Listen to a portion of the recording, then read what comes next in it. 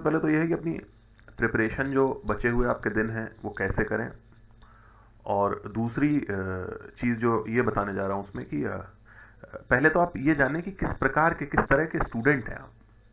बिना ये बात जाने हुए अगर आपको बीमारी नहीं पता तो आप उसकी दवा नहीं कर पाएंगे। और I have seen this is a pandemic, ये भी एक एपिडेमिक या पेंडेमिक कह लें अमंग द स्टूडेंट्स की they want to fix something which they do not know where it is broken from. वो ऐसी चीज़ को सही करना चाहते हैं जो उन्हें पता ही नहीं है कि वो ख़राब कहाँ पर है। वो ख़राब है ये मैं मानता हूँ, मगर स्टूडेंट भी जानते हैं कि वो ख़राब है, पर वो सही कहाँ से करें, उसमें ख़राबी क्या है। तो शायद ये वीडियो आपकी थोड़ी मदद करेगा ये बात समझने के लिए कि चीज़ में ख़राबी कहाँ पर है। तो सबसे पहले तो हम कुछ पहले पॉइंट्स देख लें, समझ लें, उसके बाद हम इस बात पे जाएंगे कि चीज़ ख़राब कहाँ है, करना क्या है। बहुत टेक सेवी नहीं हूँ मैं, जो भी मुझे बताया गया कैसे बनाना है तो मैं उस पर बनाने की कोशिश कर रहा हूँ।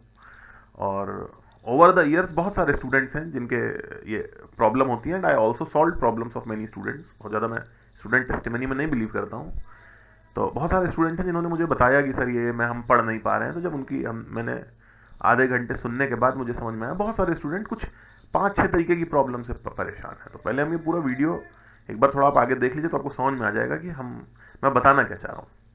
तो सबसे पहले तो ये जान लें कि everyone is not at the same phase. हर कोई एक परेशानी से परेशान नहीं है। तो सबसे पहला पॉइंट जो लिख सकते हैं वो ये है कि no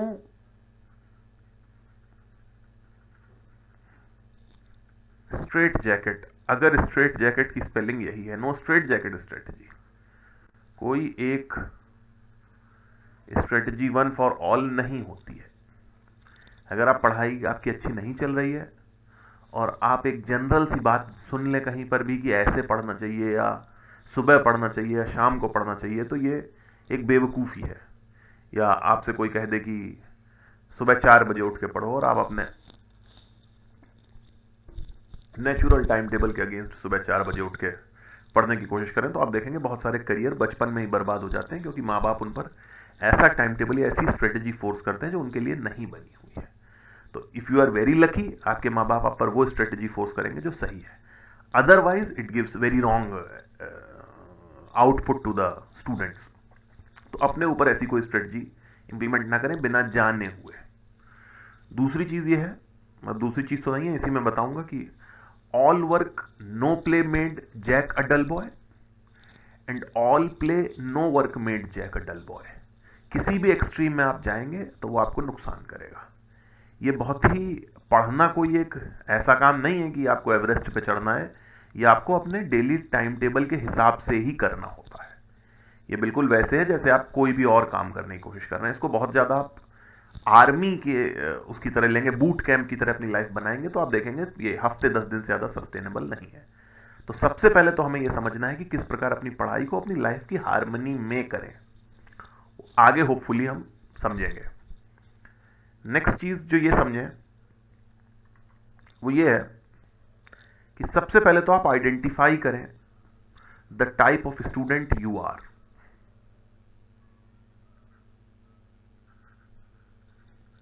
identify the type of student you are. अगर आप ये आइडेंटिफाई नहीं कर पा रहे हैं तो बहुत ही मुश्किल है कि आप अपनी पढ़ाई को बेहतर कर पाएंगे। जब भी क्लास के बाद या ऐसे फ़ोन पर या व्हाट्सएप पर स्टूडेंट मैसेज या बातें करते हैं थोड़ा इमोशनल होकर कि सर हम नहीं पढ़ पा रहे हैं, हमारी पढ़ाई अच्छी नहीं चल रही है, वी नो एवरीथिंग, बुक्स पता है, हमें सारा सिलेबस पता है, पर हम पढ़ नहीं पा रहे हैं। तो कई बार मैंने उनसे ये पूछ के, ये बात करते करते ही मुझे भी समझ में आया कि उन्हें ये पता ही नहीं है कि उनका बेसिक इनहेरेंट नेचर क्या है, वो किस तरह के स्टूडेंट है। उन्हें बस ये पता है कि उनकी पढ़ाई अच्छी नहीं हो पा रही है और उन्हें अपनी पढ़ाई को अच्छा करना है।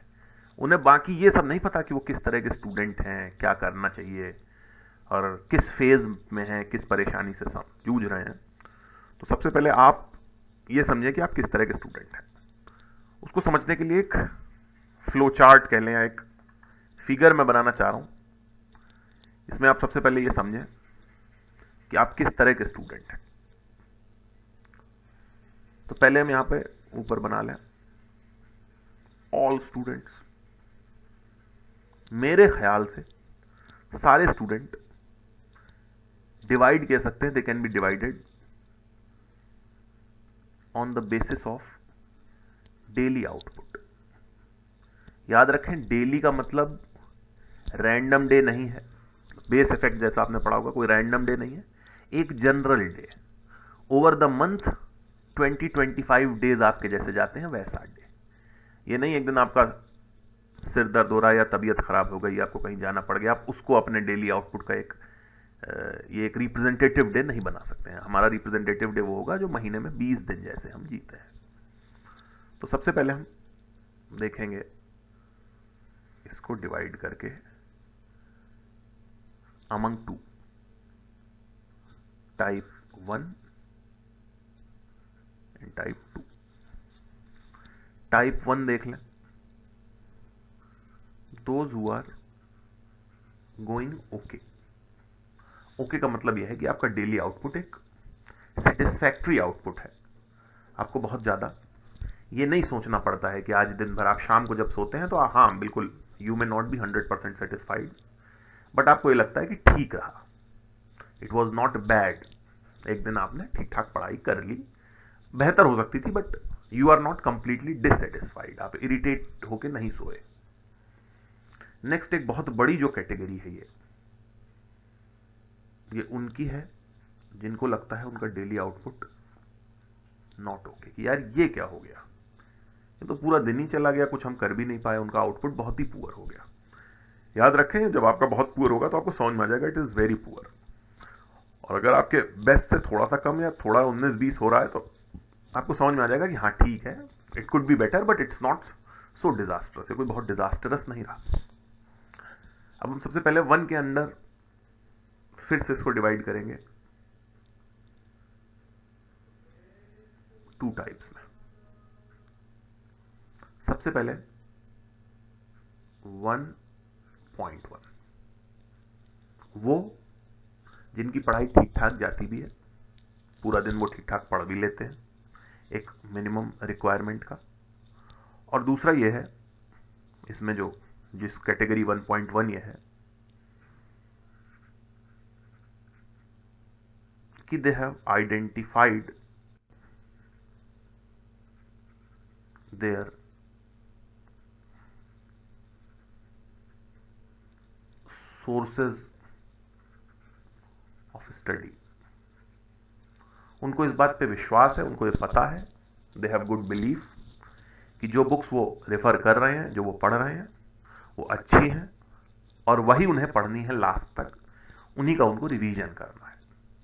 तो उनको बुक्स भी पता है, नीचे से देखें तो पहले उनको बुक्स पता है और वो रोज उन बुक्स को ठीक ठाक पढ़ते हैं। तो ये पहली कैटेगरी हो गई। दूसरी कैटेगरी है 1.2, ये उन स्टूडेंट्स की है those who are yet to identify the exact sources. ये ज्यादातर उन स्टूडेंट्स के लिए होता है, वैसे तो बहुतों के लिए है, ये सबके लिए ही है, पर ज्यादातर वो हैं who prepare on their own, जो खुद से तैयारी कर रहे हैं। और वैसे ये सभी तरह के स्टूडेंट हैं जो तैयारी कहीं कोचिंग भी कर रहे हैं, कहीं यहाँ राजेंद्र नगर में, मुखर्जी नगर में या किसी भी देश के कोने में पढ़ रहे हैं, उन सब के लिए है ये कि वो इस प्रॉब्लम में फंस जाते हैं, सर ये पढ़ें, सर वो पढ़ें, तो सर इसके बाद कौन सी बुक पढ़ें, और सोसाइटी में क्या पढ़ें, डिजास्टर मैनेजमेंट में क्या पढ़ें, हिस्ट्री में एनसीईआरटी पढ़ें, तमिलनाडु बोर्ड पढ़ें, टीएमएच पढ़ें, स्पेक्ट्रम पढ़ें, तो विपिन चंद्रा पढ़ें। तो ये बहुत सारे स्टूडेंट हैं जो इस कैटेगरी में आते हैं जिन्होंने आइडेंटिफाई नहीं किए हैं एग्जैक्ट सोर्सेज। होता क्या है कि वो पढ़ते तो हैं रोज, अब उनकी क्या प्रॉब्लम है, why they are different from 1.1। वो रोज पढ़ते तो हैं पर इस डिसबिलीफ और एंग्जाइटी के साथ कि जो वो पढ़ रहे हैं उसके अलावा उन्हें क्या पढ़ना है, ये कब खत्म होगा। तो उन्हें एक वो फीलिंग आती है कि they are moving on a road जिसका उन्हें ठीक से पता नहीं है कि ये किधर मुड़ेगी, क्या होगा, हम कैसे अंत तक अपनी प्रिपरेशन करेंगे। तो ये थोड़ा भटके हुए स्टूडेंट होते हैं और एंजाइटी के कारण ये कुछ और कर नहीं पाते हैं, इनमें भी थोड़ी एंजाइटी आने लगती है। नेक्स्ट देखें। अच्छा, सिलेबस और बुक्स जो है वो इनफाइनाइट है। किसी एक नए से आप बात करें तो वो एक नई बुक आपको बता देगा। अब हम बात करते हैं इनका क्या करना है, कैसे करना है, आगे देखते हैं। सबसे पहले तो हम कैटेगरी बना लेते हैं और आप आइडेंटिफाई करें आप कहां पर हैं। जहां पर भी हैं उस प्रॉब्लम को वैसे सॉल्व करने की कोशिश करें। आपको अगर ये नहीं पता तो आप उसको सॉल्व नहीं कर सकते हैं। नेक्स्ट देखते हैं कैटेगरी 2 में, हु आर नॉट ओके। ये ज्यादा बड़ी कैटेगरी है, मतलब मेन हिस्सा तो यही है जो नॉट ओके है। इसमें एक बार बना लेते हैं 2.1 एंड 2.2 का। सबसे पहले देख लें 2.1, वो लोग, अच्छा नॉट ओके। नॉट ओके का यहां मतलब यह है कि जो अपनी पढ़ाई को रोज सेटिस्फैक्टरली खत्म नहीं करते हैं, जो दिन के अंत में जितना सेटिस्फाइड वो सुबह होते हैं उससे बहुत ज्यादा अनसेटिस्फाइड वो शाम को होते हैं, और सोते हैं टाइम पे। जब भी वो सोते हैं तो उन्हें लगता है यार ये क्या हो गया, आज का दिन तो खराब चला गया। तो सबसे पहले हम डालते हैं 2.1। 2.1 में पहली जो सब कैटेगरी 2.1 है वो ये है, those who can not manage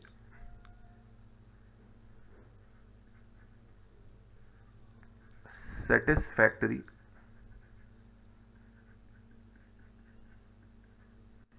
sitting time. मतलब वो स्टूडेंट जो बेचारे पढ़ने बैठ ही नहीं पाते हैं, अपनी कुर्सी पर सिटिंग टाइम ही नहीं रख पाते हैं, पढ़ने बैठने का ही उनको मौका नहीं मिलता है। ये बहुत सारे स्टूडेंट होते हैं जो पूरे दिन में जब शाम को समझते हैं तो उनको ये समझ में आता है यार हम आज पढ़ने बैठ ही नहीं पाए। एक आध दिन सबके साथ होता है, ये कोई ऐसा नहीं है जिसके साथ नहीं होता है। और सेल्फ इमेज इससे खराब होती है, बहुत प्रॉब्लम्स है। बट बहुत सारे ऐसे स्टूडेंट हैं जो बेचारे इसमें फंसे रहते हैं। दिन महीने में कई दिन ऐसे बीत जाते हैं जब उनके साथ ये हो जाता है, उन्हें नहीं समझ में आता है कि इसका करना क्या है। तो सबसे पहले तो हम उनकी बात करते हैं। तो 2.1 में दो सब कैटेगरी आती है।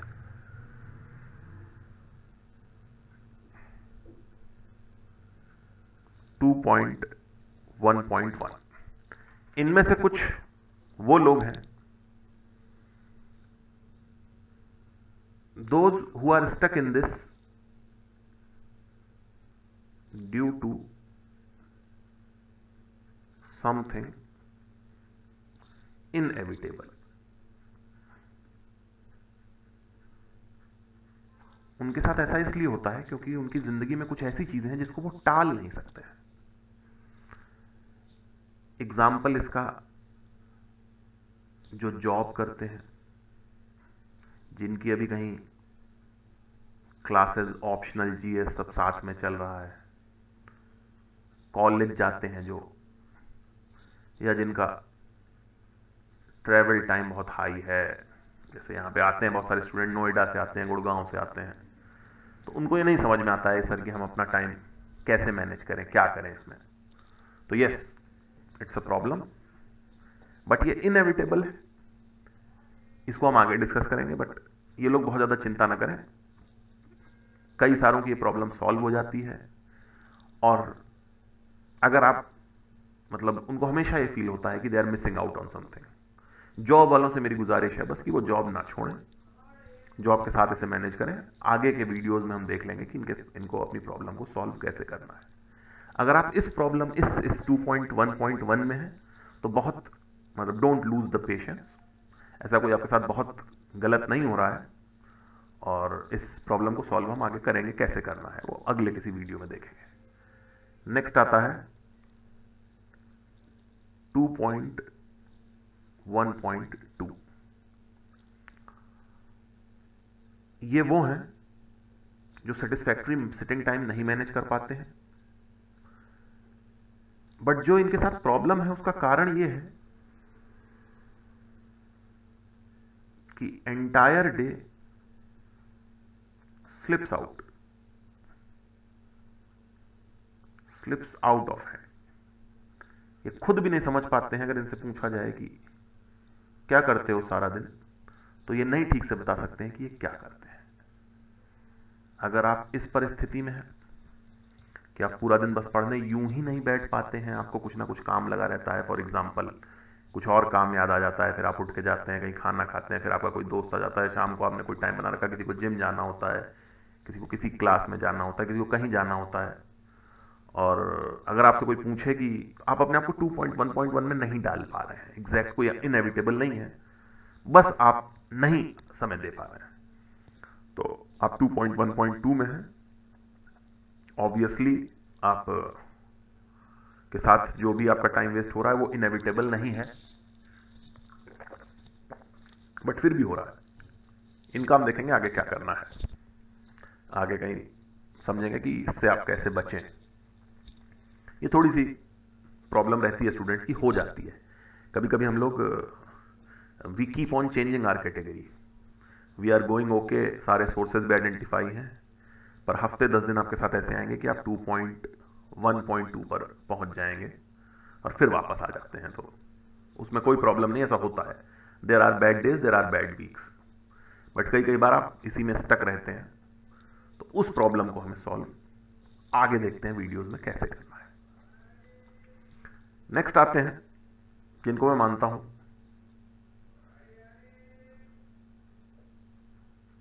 Most helpless people living the most difficult life.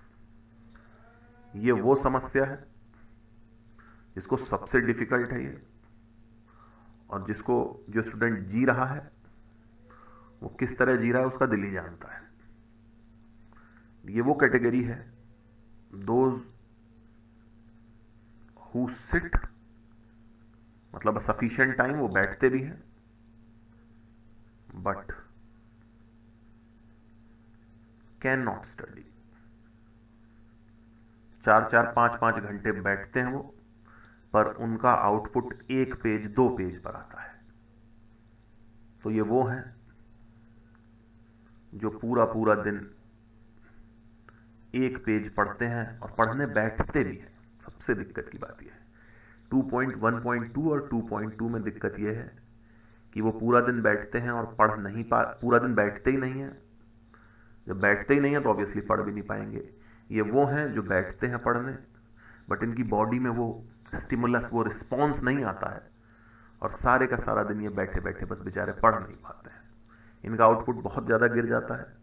बिल्कुल जैसे आप देखें कार है, वो हाईवे से चलती चलती एक कीचड़ में घुस जाए, और आप एक्सेलेटर दबा रहे हैं, पेट्रोल भी जल रहा है, कार भी जोर लगा रही है, इंजन पर भी जोर आ रहा है, सब कुछ हो रहा है, पर आपकी कार आगे नहीं बढ़ रही है। तो ये भी बेचारे उसी तरह होते हैं कि इनकी भी कार जो है, इनकी भी जो तैयारी है, पढ़ाई है, वो उस ऐसी जगह पहुंच जाती है जहां एफर्ट भी लगाते हैं, दे डू एवरीथिंग, ये सब कुछ करते हैं, पर ये पढ़ नहीं पाते हैं। अब होता क्या है कि ये कुछ साइन है, कुछ इसके मार्कर्स हैं, सॉरी क्या हो गया, हाँ, कुछ इसके मार्कर्स हैं कि ये क्या करते हैं। तो सबसे पहले तो क्या करते हैं ये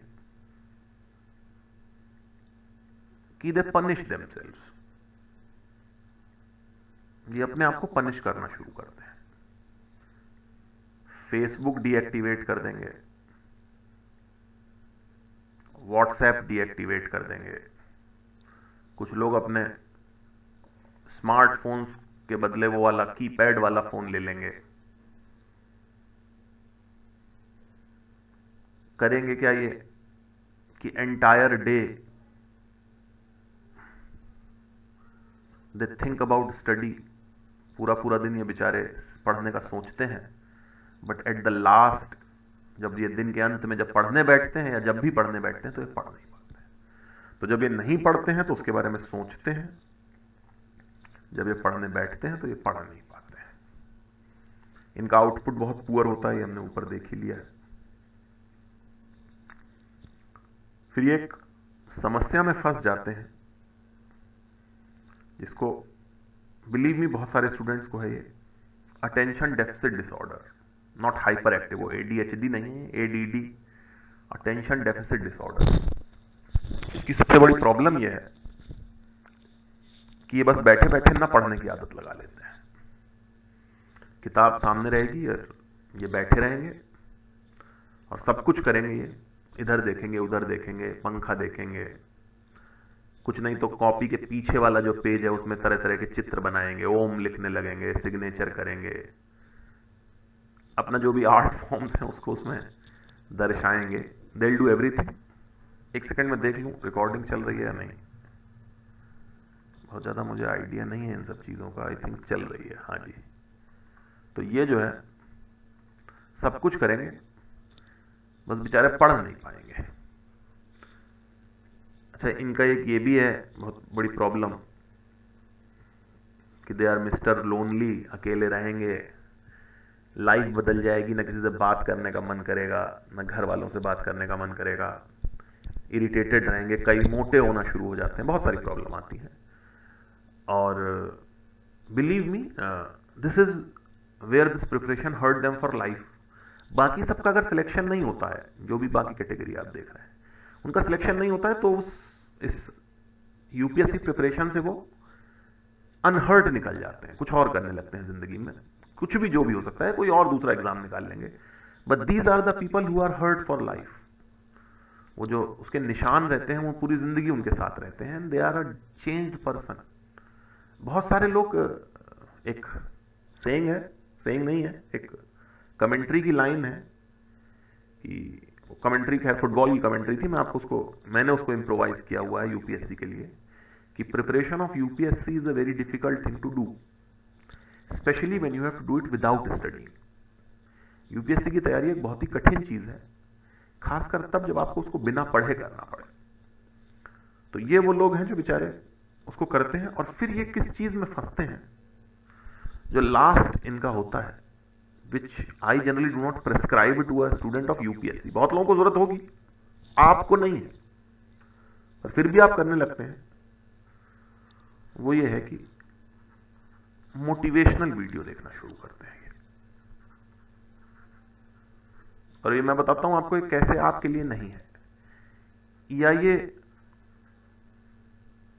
टॉपर स्टॉक देखना शुरू करते हैं। दो चीजें इनको ये समझाया जाता है कि यहां से निकलने के ये दो तरीके हैं, जो यहां से निकलने के तरीके नहीं है, इसमें फंसने के तरीके हैं। ये हम आगे देखेंगे कैसे ये फंसने के तरीके हैं। टॉपर स्टॉक भी जैसे आपके लिए फंसने का तरीका है, किसी और के लिए 1, 2, 1.2, 2.1 इनके लिए हो सकता है, आपके लिए दोनों फंसने के तरीके हैं।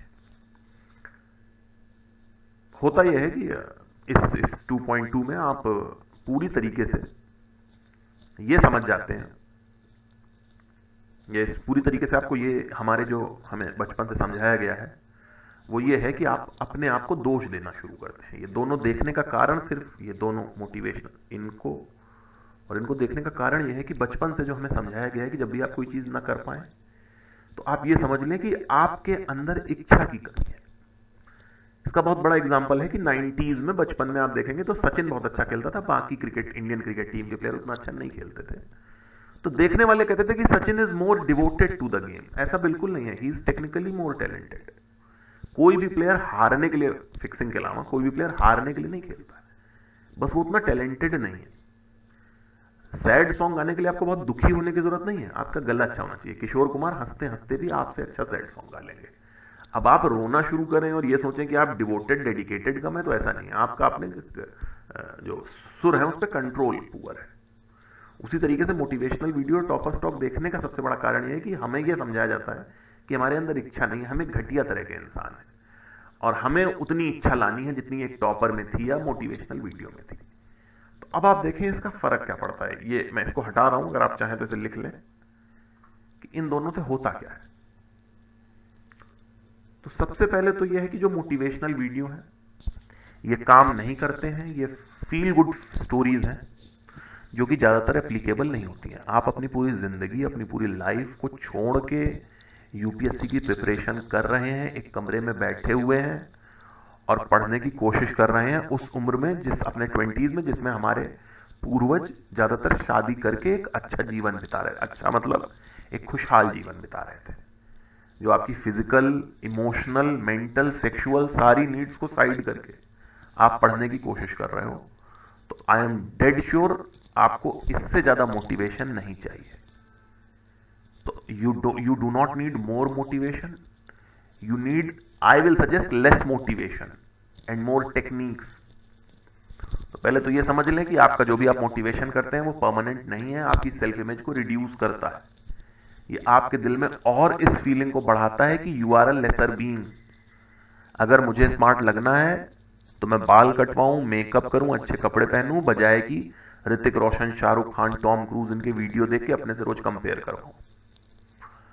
तो इस प्रॉब्लम का आंसर इमोशनल नहीं है, मोटिवेशनल वीडियोस आपके लिए नहीं है। You are enough motivated, you are doing everything you can, even you are putting more effort than you should have to put. आपको जितने एफर्ट डालने चाहिए आप उससे ज्यादा एफर्ट डाल रहे हैं। सेकंड है टॉपर स्टॉक। बहुत लोगों के लिए है, आपके लिए नहीं है। जब आपकी पढ़ाई अच्छी नहीं हो रही है तब आपको टॉपर स्टॉक का कोई फायदा नहीं है। उसका कारण यह है कि आप उसको इमोशनली देखना शुरू कर देंगे। अगर नेपोलियन की कहानियां एक आर्मी स्कूल में जब पढ़ाई जाती हैं, जब उसके मैनूवर समझे जाते हैं, तो उसने कैसे कॉर्प्स बनाई, कैसे अटैक किया, टोटल वॉर क्या है, वो सब समझा जाता है। हम बैठ के नेपोलियन की वो इच्छा है और इम्पॉसिबल वर्ड मेरी डिक्शनरी में नहीं है, ऐसा नहीं है, वैसा नहीं, सब झूठ कहानियां है। ये सब हम जब सुनते हैं तो हमारी सेल्फ इमेज और पुअर होती है। तो इसको उनको सुनना चाहिए जिनको अपने आंसर उन टॉपर्स की बातों से सुनना है कि अच्छा कौन सी बुक पढ़ी, क्या ज्यादा इफेक्टिव है, क्या स्ट्रेटेजी है, बजाय कि अच्छा ये आईएएस का, ये रिक्शे वाले का लड़का है आईएएस बना। उसके बहुत सारे फैक्टर्स हैं जिससे वो आईएएस बना। आपको जरूरी नहीं है कि आप रिक्शे वाले का लड़का आईएएस बना तो ये आपके लिए कोई शर्म से डूब मरने की बात है। आप देखें ज्यादातर सक्सेसफुल लोग इस दुनिया में वर्किंग क्लास से आते हैं। तो इसका ये मतलब नहीं है सारा मिडिल क्लास कामचोर है। बहुत सारे फैक्टर्स जब एक जगह इकट्ठा होते हैं तब एक सक्सेस स्टोरी बनती है। आपके केस में वो सारे फैक्टर्स उस जगह इकट्ठा नहीं हो पा रहे। That's it. वो कोई लेसर या सुपर बीइंग की बात नहीं। तो अपनी सेल्फ इमेज को, जो आपके पेरेंट्स ने पूरी जिंदगी, हमारे पेरेंट्स करते हैं कि ये हो तुम, वो हो, उससे सीखो, इसको देखो, उसको देखो, भैया को देखो, उसके भाई को देखो, वो आप अपने लिए खुद करवाते हैं इन मोटिवेशनल वीडियो टॉपर स्टॉक को देख के। आपको खुद भी नहीं समझ में आता है। तो ठीक है, यहां पर इसको खत्म करते हैं और पहले समझते हैं कि आपने अपने आप को होपफुली कैटेगरी में बांट लिया होगा। तो जब हम कैटेगरी में अपने आप को बांट चुके हैं तो जो हम नाउ वी विल सी कि करना क्या है। तो इस वाले वीडियो में मैं सिर्फ बताऊंगा 1.1 को क्या करना है। थोड़ा अनफेयर हो सकता है, पर आपको लगे कि आप किसी दूसरी कैटेगरी में, तो प्लीज कमेंट करें अगर मुझे ऐसा लगा कि 2, 4, 5, 10 जितने भी इसको देख रहे हैं, पता नहीं कितने तो देखेंगे, जितने भी इसको देख के इंटरेस्टेड हैं जानने में कि हमारी दूसरी कैटेगरी है और हमें यह समझना है कि हम इस प्रॉब्लम से कैसे निकलें, तो आप कमेंट करें। I promise that I will make a video.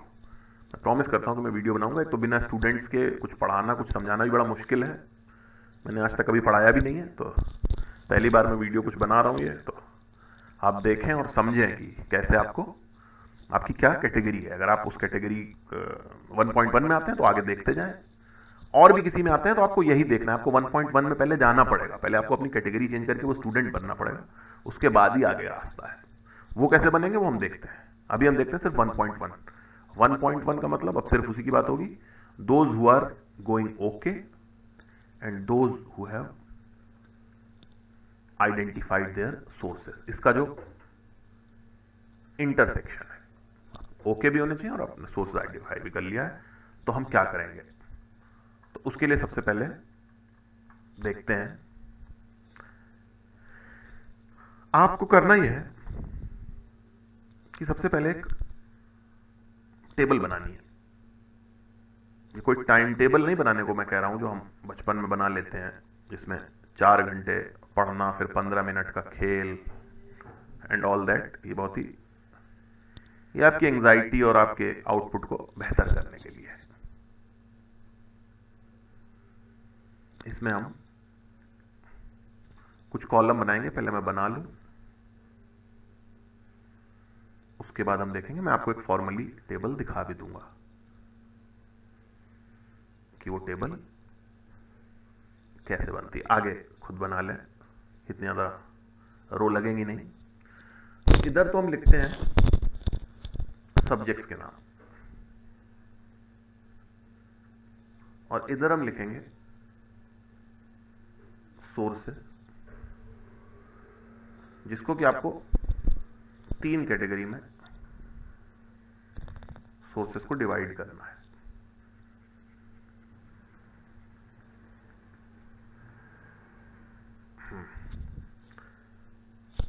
Subjects तो मेनली जैसे ज्योग्राफी, पॉलिटी, हिस्ट्री, और क्या हुआ, इकोनॉमिक्स,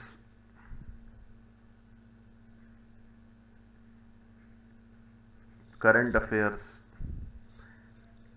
एनवायरनमेंट। अब वो होता है फॉरेस्ट, जो इंडियन फॉरेस्ट सर्विसेज का प्रीलिम्स इसी के साथ होता है, तो अभी प्रीलिम्स की बात कर रहे हैं तो इसलिए एनवायरनमेंट को थोड़ा वेटेज देना पड़ता है। इधर बहुत सारे स्टूडेंट हैं जिनके लिए ये भी एक परेशानी है, सी सैट। तो आप ये जान लें कि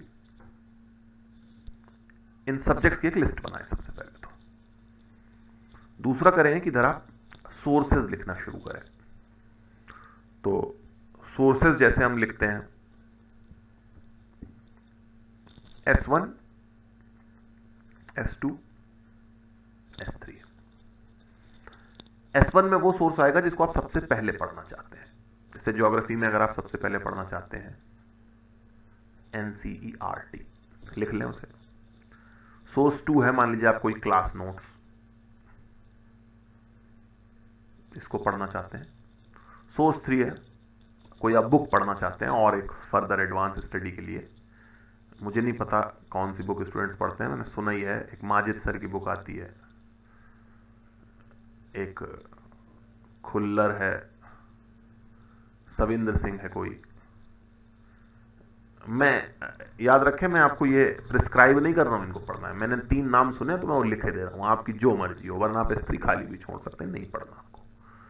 पॉलिटी में जनरली स्टूडेंट TMH की बुक पढ़ते हैं, या पॉलिटी में अगर आप पहले NCERT पढ़ना चाहें तो। दूसरा TMH की पॉलिटी जो है M लक्ष्मीकांत, TMH, एक सेकेंड, TMH M लक्ष्मीकांत। तीसरा आप कोई भी पढ़ना चाहें, मुझे नहीं जानकारी है इस बारे में, छोड़ दें उसे। हिस्ट्री, ये इसमें तो खैर क्या ही है, NCERT पढ़ लें, कोई क्लास नोट्स पढ़ लें, पढ़ने का मतलब अभी लिख लें बस। तीसरा है अगर आप कोई बुक पढ़ना चाहते हैं, बिपिन चंद्रा पढ़ना चाहते हैं, वो लिख लें, ठीक है, जो भी मन है। Shekhar Bandyopadhyay, another very good book, मतलब वेरी क्या, बहुत ही अच्छी बुक है। इकोनॉमिक्स में अगर आप सबसे पहले NCERT पढ़ना चाहें, सेकंड में आप कोई किसी कहीं से भी आपको कोई नोट्स आपने क्लास कर रखी हो या कहीं से ऑनलाइन लेना हो, जैसा भी। करंट अफेयर्स में आई विल सजेस्ट, मतलब मैं बहुत ज़्यादा सजेस्ट तो इसमें आपको कोई सोर्स नहीं सजेस्ट कर रहा हूँ।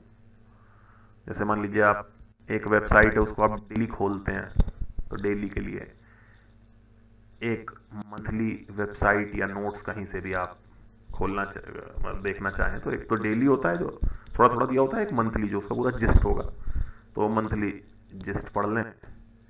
न्यूज़पेपर, इस पर भी बड़ी कंट्रोवर्सी है, ये कवर टू कवर कितना पढ़ना चाहिए।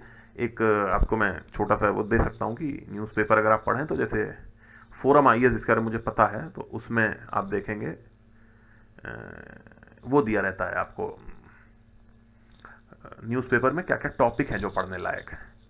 तो आप वो लिस्ट खोल लें, रोज इसमें दी होती है, तो वो खोल लें, उसमें से देख लें क्या न्यूज़पेपर में है, उस दिन का न्यूज़पेपर उठाएं, द हिंदू, इंडियन एक्सप्रेस, जो भी, और उसको एक एक करके एक सरसरी निगाह से पढ़ते हैं। अब न्यूज़पेपर के नोट्स बनाना मैं फिर सजेस्ट नहीं करूंगा, आप क्या करें क्या ना करें, जिसको लगता है बनाना है, जिसको नहीं लगता है नहीं बनाना है, जैसा भी आप करना चाहें। तो पहले तो आप एक टेबल बनाएं। ये फॉर एग्जाम्पल एक टेबल मैंने आपके लिए बना के रखी हुई है, ये वो टेबल है। एक सेकेंड इसको ध्यान से देख लेते हैं। ये टेबल है, फिर से मैं बता रहा हूं, this is not any prescription to you, ये बिल्कुल भी प्रिस्क्रिप्शन नहीं है। ये टेबल है जो एक एग्जाम्पल है। इसमें ऐसे ही मैंने डिवाइड किया है कि सबसे पहले सोर्स 1, सोर्स 2, सोर्स 3। जैसे इकोनॉमिक्स में देख लें, TMH की वो जो आती है एक बुक पढ़ सकते हैं। उमा कपिला एक बहुत अच्छी बुक है डेवलपमेंट इकोनॉमिक्स के लिए, इसको पढ़ लें। फिर करें ये कि सबसे पहले सोर्स 1, इसमें ये सोर्स 1 है, ये सोर्स 1 है, ये सोर्स 1 है, ये सोर्स 1 है, ये है, ये सोर्स 1 है। सबसे पहले आप देखें कि सोर्स 1 को सर्कल कर लें जो आपने पढ़ लिया है, एंड मेक श्योर कि सबसे पहले आपके सोर्स 1 वर्टिकली कंप्लीट होने चाहिए। हर सब्जेक्ट का सोर्स 1 आपके पास बॉक्स में बंद होना चाहिए। अगर आपका कोई सोर्स 1 बॉक्स में नहीं बंद है और आप यहां जाके इस सोर्स 2 को बॉक्स में बंद कर रहे हैं, तो it means you are on a wrong path, आप गलत पाथ पे चल रहे हैं। मेक श्योर सबसे पहले जो रेड हमने सोर्स 1 करे हुए हैं इनको वर्टिकली कवर करें।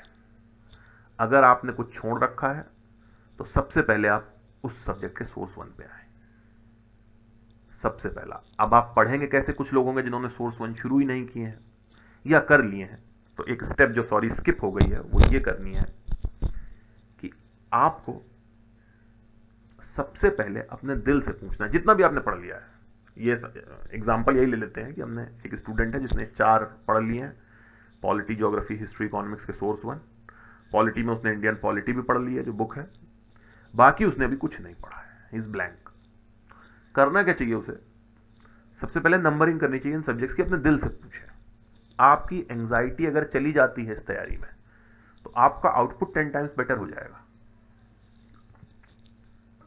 इसीलिए आप देखें जो बच्चे सिलेक्टेड होते हैं या जो कहीं और जॉब कर रहे होते हैं उनके अच्छे सिलेक्शन के ज्यादा चांसेस होते हैं, क्योंकि उनके में वो एंजाइटी का फैक्टर नहीं आता है। तो आपको याद रखें कि इस तैयारी में अगर आपकी एंजाइटी है, आपको कुछ दिक्कत है, आपको कुछ बटरफ्लाइज आते हैं पेट में पढ़ते समय, सोचते समय, तो इसका मतलब है कि आपका आउटपुट बहुत पुअर हो जाएगा।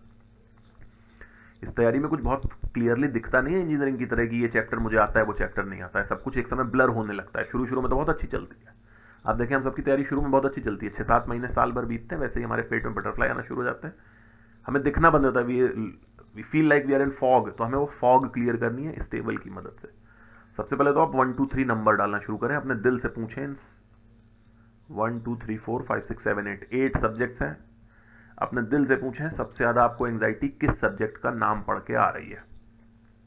फॉर एग्जाम्पल मैं अपनी बात करता हूं, सबसे ज्यादा है करंट अफेयर्स, अता पता ही नहीं। Second science and tech, no doubt, पता ही नहीं करना क्या है इसमें। थर्ड है एनवायरमेंट। फोर्थ है ज्योग्राफी,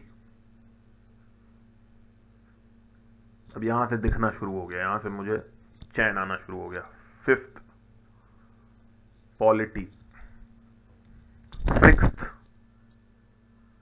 सी सैट तो खैर जो भी थोड़ी बहुत मैथ बचपन में पढ़ा उसके अच्छी है। 7th is economics, 8th is history. यही पढ़ते पढ़ाते टाइम ही निकलता है, तो हिस्ट्री। आई अंडरस्टैंड बहुत का ये 1 भी होगा, तो ये 8 सब्जेक्ट है। अब आप ये देख लें 1 का क्या आपने सोर्स 1 पढ़ा? डेली 1 वेबसाइट या लास्ट कुछ मंथ्स के, इसमें ये शायद सोर्स 1 होना चाहिए, मंथली वेबसाइट। तो मंथली वेबसाइट लास्ट 3-4 महीने की क्या आपने पढ़ी है या नोट्स आपने पढ़े हैं? नहीं पढ़े हैं तो ये आपका इसका सोर्स 1 है। सबसे पहले आपको इसको करना है। चूंकि हमने नहीं कर रखा है इसे, आप देखेंगे तभी आपका ये सोर्स 1 ही है। तो इसके सामने आप 1 लिख लें। पहली प्रायोरिटी आपकी जिंदगी की ये है। सबसे पहले आपको जब से भी लास्ट प्रीलिम से मंथली मैगजीन उठा के पढ़ना शुरू करें। सारी एक बार में नहीं पढ़नी है, पर एक पढ़ें। काफी एंजाइटी, आपको काफी खुशी होगी। सेकंड नंबर पे साइंस एंड टेक है। जो भी आपने सोर्स आइडेंटिफाई किया है, मैंने यहाँ पे आइडेंटिफाई कर रखा है साइंस एंड टेक की एनसीईआरटी, वही फिजिक्स केमिस्ट्री, जो भी आपने कर रखा हो कंसल्ट कर लें, ये सब्जेक्ट उसका नहीं। सेकंड प्रायोरिटी आपकी है, ये पहली बुक है जो आज शाम से आप पढ़ना शुरू कर देंगे। सेकंड नंबर पे ये एनसीईआरटी है। थर्ड देखें एनवायरनमेंट। एनवायरनमेंट की एनआईओएस आईसीएससी बुक, या वो जो एक इंस्टीट्यूट है उसकी बुक्स पढ़ते हैं स्टूडेंट, नाम नहीं याद मुझे, तो उसमें आप देखें एनआईओएस, मान लो एनआईओएस है, जो भी है उसकी एनवायरनमेंट, ये आपकी तीसरी बुक होनी चाहिए। तो 1 से हम शुरू करेंगे 8 तक। आप जब लास्ट में 7, 8 तक देखेंगे तो ये आपने पहले पढ़ चुका होगा, तभी आपका ये 7th और 8th इकोनॉमिक्स की एनसीईआरटी, हिस्ट्री की एनसीईआरटी पढ़ चुके होंगे। जिसमें भी आपको नंबर आपने कम रखा है, जिसको भी पढ़ के आपको सुकून मिलता है, उसमें आप देखेंगे तो सोर्स 1 सबसे पहले सबके कवर कर लें। फर्स्ट ऑफ ऑल, जब सारे सोर्स 1 आपके कवर कर लें, आपकी पहली प्रायोरिटी, लाइफ की पहली प्रायोरिटी है to cover S1 of all subjects. तो अब आपको बहुत ज्यादा रॉकेट साइंस दिमाग नहीं लगाना है, सबके सोर्स 1 को कवर करना है। अगर आपने नहीं किया तो कोई एंजाइटी की बात नहीं, वो आपको कवर करना है। कर लिया तो कोई एंजाइटी की बात नहीं, आपने सोर्स 1 कवर कर लिया है। इसका रिवीजन कैसे क्या करेंगे वो हम आगे देखते हैं। अभी सोर्स 2 और 3 को छोड़ देते हैं। अभी हम ये देखते हैं आपको अब इसके साथ करना क्या है। तो इसको हम एक बार मिनिमाइज करते हैं, इसे क्लियर करते हैं। अब आप देख लें हमें करना क्या है। तो जो पहला स्टेप था to cover source 1 of all subjects, वो अगर हमने कर लिया है तो हम आगे देखेंगे, नहीं किया है तो सबसे पहले आप ये स्टेप पूरा करें। सेकंड स्टेप ये है कि आप बहुत सारे प्रीलिम्स के पेपर, यहां प्रीलिम्स के पेपर का ये मतलब नहीं है past year, any MCQ, full syllabus, subject wise जैसा भी हो, इन एमसीक्यू पेपर्स को या तो कहीं से खरीद लें, डाउनलोड कर लें नेट से, टेलीग्राम से, फोटोस्टैट कर लें, बुक्स के पीछे दिए होते हैं, जहां से भी मिले। अपने दिन को 2 पार्ट में डिवाइड करें। पहले पार्ट में सोर्स 1 पढ़ें जो बचा हुआ है, सॉरी सोर्स 2 वो बताऊंगा मैं आपको करना क्या है। सोर्स 2 पढ़ना शुरू करें, वही number wise. Second part of your day, second part का मतलब वो सुबह भी हो सकता है, शाम भी हो सकता है, दिन के एक हिस्से में 100 एमसीक्यू का एक पेपर या 100 एमसीक्यू सॉल्व करें। अब ये क्यों बहुत जरूरी है, आई होप कि समझ में आ रहा होगा। एक तो कोई स्टूडेंट सामने नहीं है पूछने के लिए समझ में आ रहा है कि नहीं आ रहा है, तो आई होप कि समझ में आ रहा है। इससे होता ही है कि कोई भी बुक आप पढ़ते हो तो उस बुक में ना आपको यह पता है कि कंटेंट की हायरार्की क्या है। जैसे आपने पॉलिटी पढ़ना शुरू किया, आपको यह नहीं पता है कि आर्टिकल 14, 19, 21 आर इंपॉर्टेंट। आर्टिकल 7 याद नहीं करना, आर्टिकल 239 नहीं याद करना है, तो आपको पता कैसे चलेगा? वो पता ऐसे चलेगा या तो आपको कोई बताए ये बात, या आप एमसीक्यू सॉल्व करते जाएंगे। तो एमसीक्यू जो बनाते हैं, जो भी क्वेश्चन पेपर बनाते हैं कहीं, वो कुछ, चाहे वो स्टूडेंट ही कोई बना रहा हो, 6 अटेम्प्ट दिया हुआ, चाहे कोई टीचर बना रहा हो, कोई कंटेंट राइटर कोई बना रहा हो, उसको ये आइडिया ज्यादा होता है कि कौन सी इंफॉर्मेशन इंपॉर्टेंट है, कहां स्टूडेंट्स फंसते हैं। तो जब आप एमसीक्यू सॉल्व करते जाएंगे तो आपकी एक तो रिटेंशन पावर आपको पता लगता जाएगा कि इंपॉर्टेंट क्या है, तो आपका जो बुक पढ़ के पुअर रिटेंशन है वो अच्छा होता जाएगा। पहला फायदा यह है कि आपकी क्वालिटी ऑफ इंफॉर्मेशन बढ़ेगी, आपको पता लगता रहेगा कि क्या ज्यादा इंपॉर्टेंट है।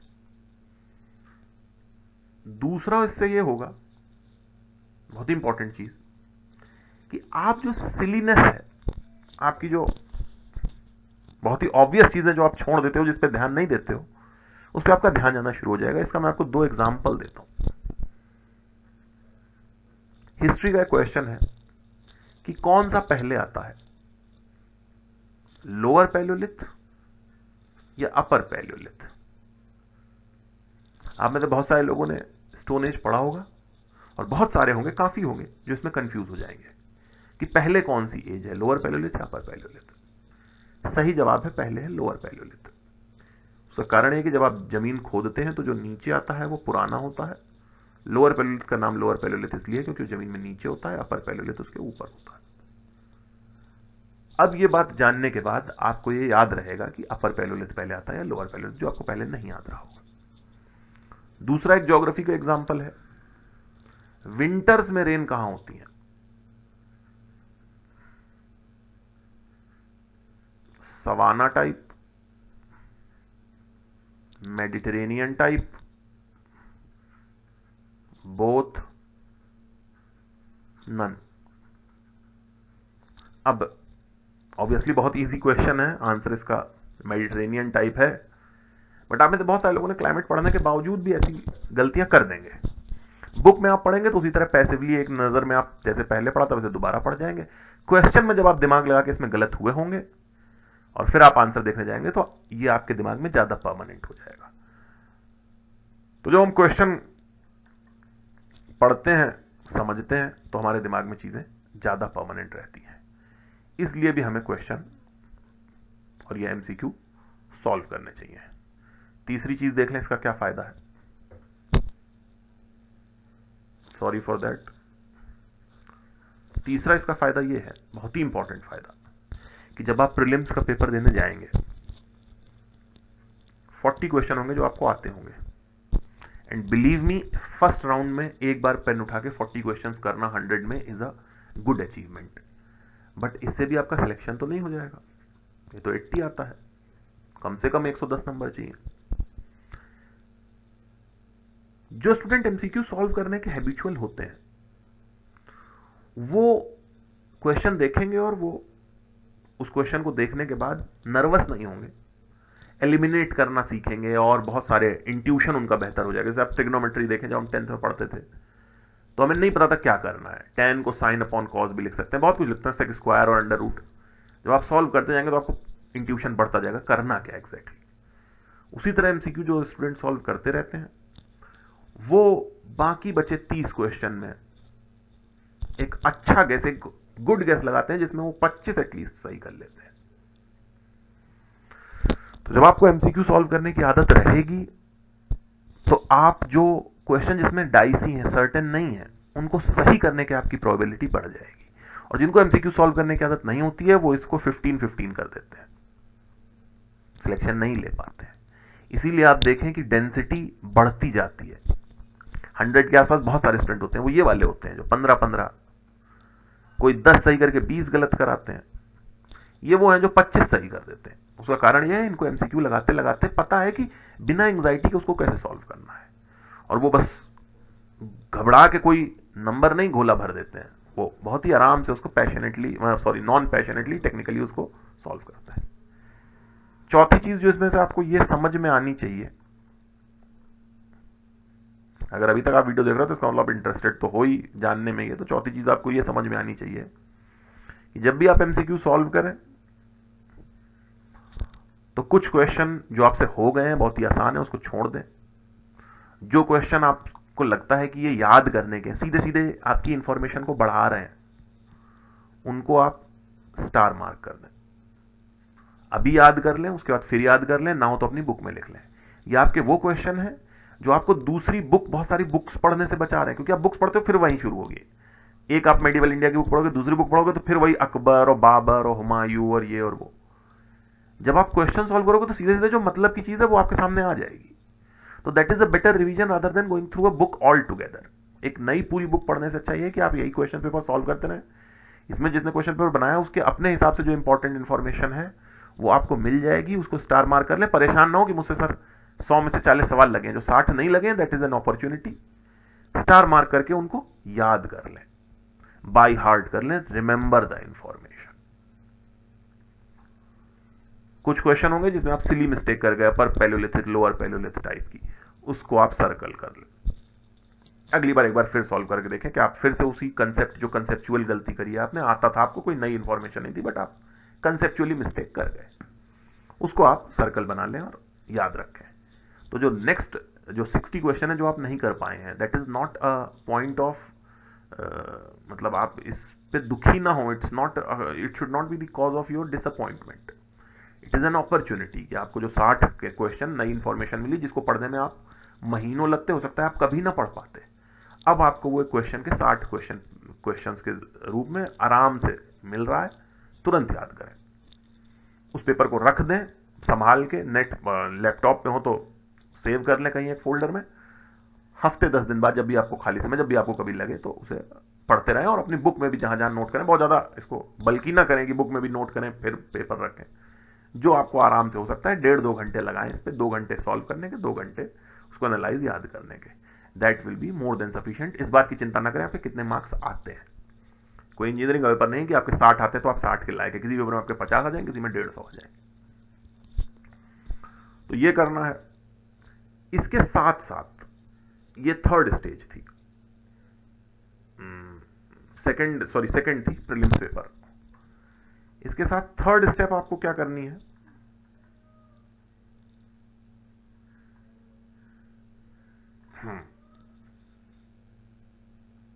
थर्ड स्टेप आपको ये करना है कि जब आप पेपर सॉल्व रोज एक कर रहे हैं, पेपर माने से एमसीक्यूज नहीं, पेपर में ज्यादा बेहतर 100 पे क्वेश्चन, उसको नंबर अपने आप को दें, मोटिवेटेड बने रहेंगे। प्लस सोर्स 2, और फिर आगे अगर जब सबके सोर्स 2 पढ़ जाएं, सोर्स 3, किसी सब्जेक्ट से प्यार ना पालें, सबकी बराबर रिस्पेक्ट करें, सबके सोर्स 2 और सबके फिर सोर्स 3 पढ़ जाएं। और जब अगर आप ये सब कर चुके हो, क्योंकि बहुत लंबा है, तो फिर यह है कि रोज 200 क्वेश्चन कर लें उसे, 2 MCQs, 2 पेपर्स, जो कि आपके 8 आवर्स के बराबर होगा। And that will be a good output. आप ये जान लें कि प्रीलिम से पहले जिसने भी 15,000 क्वेश्चन, 150 पेपर्स होते हैं, 15,000 क्वेश्चन सॉल्व किए हैं MCQ के प्रीलिम्स के, ठीक जगह से, ठीक है, मतलब रिस्पेक्टेबल जगह से, बहुत ही खराब गलत ना हो क्वेश्चन, बहुत ज्यादा करे हैं 15,000 क्वेश्चन, उसके प्रीलिम्स निकालने के, सिलेक्ट होने के चांसेस, बिलीव मी, 5 टाइम्स ज्यादा है बजाय उसके जिसने सिर्फ बुक्स पढ़ी है। उसका वो रिटेनेबल ही नहीं है। अभी आई एम श्योर कि आप फिर से बता देंगे मुझे अपर पैलियोलिथ और लोअर पैलियोलिथ का अंतर, जो अभी तक आपने 5 बार पढ़ने के बाद भी आपको याद नहीं है। सवाना मेडिटेरेनियन एक बार जाके आप बुक में देख लें। सो मेक श्योर, किसी को लड़ना सिखाना हो तो उसके लिए पिटना भी बहुत जरूरी है। उसी तरह अगर आपको अपने सब्जेक्ट को अच्छा करना है तो आपको पेपर लगाने बहुत जरूरी है। कुछ बचता नहीं है, आपकी नर्व सेटल ऑब्वियसली पेपर लगाने से हो जाएंगी। कवर टू कवर रिवीजन की जगह जो आपको समय, जो कवर टू कवर रिवीजन में होता यह है, बुक्स फिर से पढ़ना है, रिवाइज करना, पैसे हो जाता है, बहुत स्पीड घट जाती है हमारी। इसलिए आप देखेंगे रिवीजन स्टूडेंट्स हेट रिवीजन, क्योंकि गलत तरह से करते हैं। और फिर उस बुक को वही पढ़ना जो आप एक बार पढ़, जो मूवी आप एक बार देख चुके हो, अगली बार आप उसको लेस प्रॉम्प्टनेस में देखोगे, ज्यादा प्रॉम्प्टनेस में नहीं देखोगे। पेपर सॉल्व करते टाइम फिर आपको सिर्फ उतना ही देखना है जितना आपके मतलब का है, जो उस समय आपको हिट किया। सो ऑब्वियसली आप इसे पढ़ें। ये 1.1 स्टूडेंट के लिए था जिसने आइडेंटिफाई कर लिया सोर्स। बाकी स्टूडेंट्स को क्या करना है, अगर ये आपको जानना है तो आप, अगर ये वीडियो पूरा देख चुके हैं तो मेक श्योर यू कमेंट, मतलब कन्वे हो जाए, मुझे लगे कि आप इंटरेस्टेड हैं ये देखने में, तो I will surely upload the other ones कि क्या करना है। और बिल्कुल परेशान ना हो, उसके भी बहुत स्ट्रेट फॉरवर्ड तरीके हैं। That's an easy thing to do. Good bye and best of luck. Thanks.